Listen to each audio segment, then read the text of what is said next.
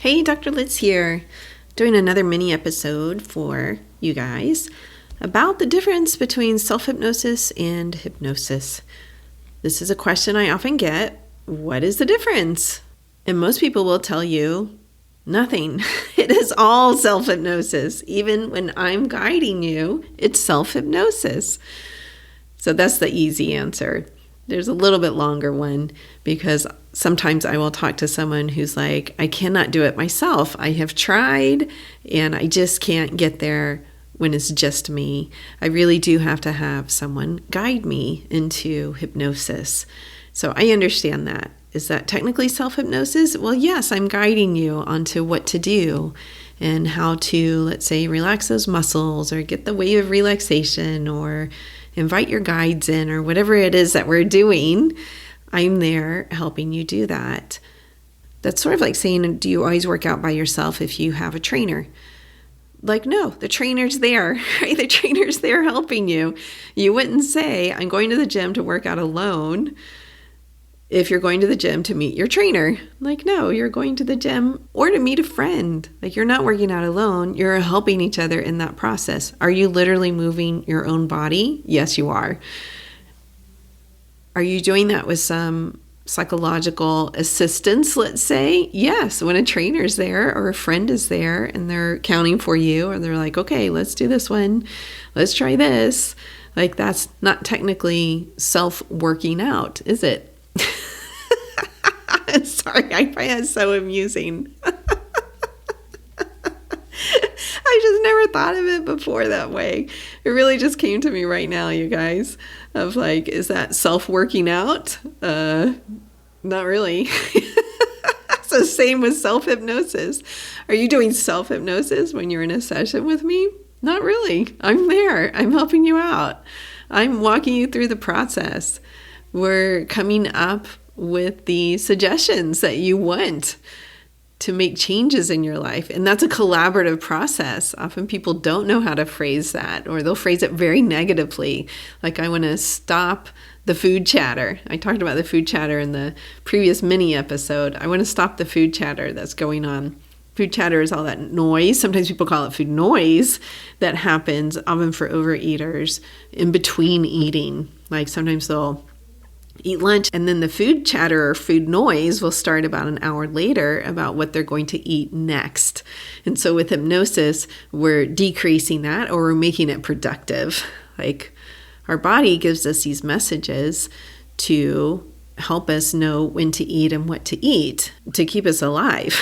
And when they're productive, they're aligned with your goals of health. And when they're not productive, they're just sitting there even when you're not hungry or telling you to eat stuff that's not great for you, that kind of stuff. Anyway, when we're doing that hypnosis, we're developing phrases together about what you want your life to be like and changing that food noise, in this example, from unproductive to productive. Or let's say you want to stop smoking. We're imagining, what do you want to do instead? I cannot tell you the number of smokers I have helped to stop smoking, become non-smokers. When I ask them, well, what do you want to do instead of having that morning cigarette? They have no idea. They have never thought about it. They haven't thought about replacement activities. Like, you got to do something different. You're not just going to like sit and stare. That's a recipe for having another cigarette, right? Like, oh, so how can you keep your hands busy, or what can you do? I had a friend who I helped stop who was a knitter. And so she's like, oh, it'd be great to just knit instead of smoke. It's like, yep, that's a good one.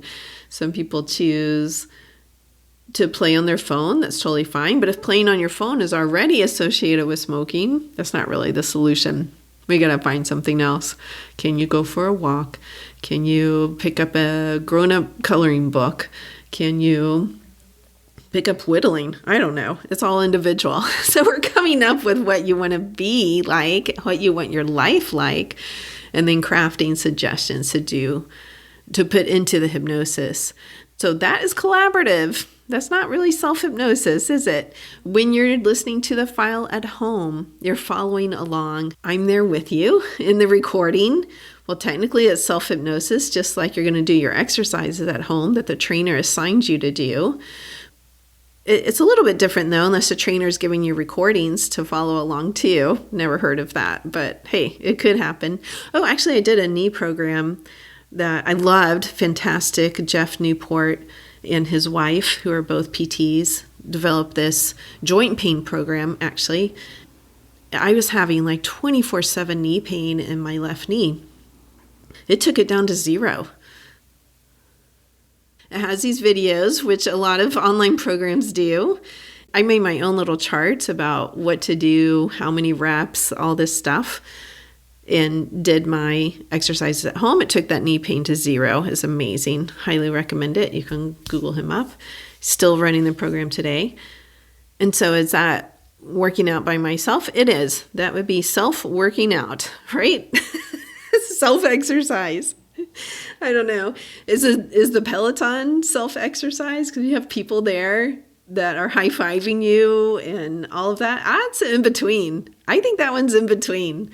I don't know what we're going to call that, but that's one reason Peloton is so successful, is that you're getting that group experience while you're actually at home alone. Technically, I mean, kids may be around, or partners or friends or whoever, but technically you're exercising alone, but this group experience reinforces it so much. My youngest went through the Mayo Clinic's chronic pain program recently. They shared a study on the parent education. It's not just parents, the support person education days, which were Fridays when she was in the program. And the study was about people feeling better, having lower levels of depression when they actually went to a gym with other people, regardless of whether they talked to the other people or not. Just the social aspect of it helped them feel better. That's an interesting study to me, because I really don't prefer the gym. There's been many years in my life when I did go to the gym, but I don't know. I probably haven't been a member of a gym in like 10 years or something. But the Peloton is actually a social experience for me. I like seeing who's working out. I like seeing like, oh, this 80-year-old woman in Oregon can do this class, and I can certainly finish it too. Okay, here in my 50s. It's inspiring to me to see everyone working out. It keeps me going. So, is that self-workout? I don't know. We're going to settle on the in-between here. So perhaps listening to it at home, you're listening to the recording that I made for you. My voice is going. You're drifting in and out. Perhaps that's the in-between too, right? It's not completely, you're just lying there and putting yourself into a trance, because you can learn that as a skill. Absolutely. In fact, most people do it every night when they fall asleep. You know how to settle your body and float off to sleep. Very similar to putting yourself into a trance and then giving yourself suggestions. For my eyes, they've had several surgeries. I have to wear a heated eye mask in the mornings, 15 minutes a day. And so I use that as time to meditate. And often I'll put on like meditative music. And so I will give myself suggestions during that time. Sometimes I am meditating in terms of trying to just calm my brain down and clear my thoughts.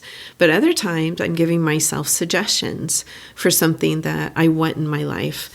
Like I feel peace, I feel safe, I'm healing from a place of wholeness. Suggestions like that. So that would be self-hypnosis right there. There's no one guiding me. I'm guiding myself. Versus when I go to an actual practitioner to help me, they are helping me. It's not really self-hypnosis. That's collaborative hypnosis. Let's call it that, right? Self-hypnosis versus collaborative hypnosis. I think that gets to the essence of it a lot better than saying self-hypnosis versus hypnosis. There you go. All right, people, I hope you are healthy and safe. If you want to do some of the in-between, there's free downloads on my website. You can download a hypnosis and listen to me and know that you're doing the in-between, okay? All right, I hope you're healthy and safe. Peace.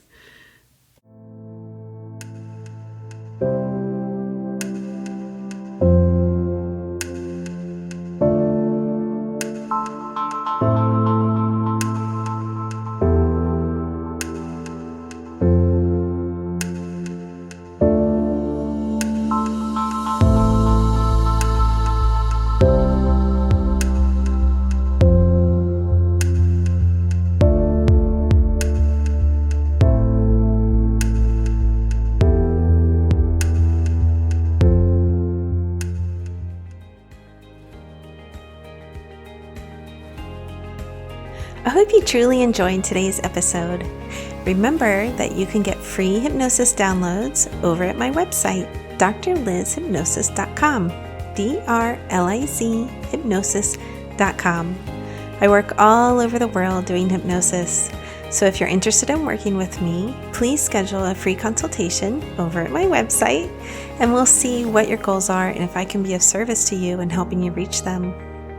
Finally, if you liked today's episode, please subscribe to the podcast or tell a friend. That way, more and more people learn about the power of hypnosis. All right, everyone, have a wonderful week. Peace. This podcast is not mental health treatment, nor should it replace mental health treatment. If you need therapy or hypnotherapy, please seek treatment from a trained professional.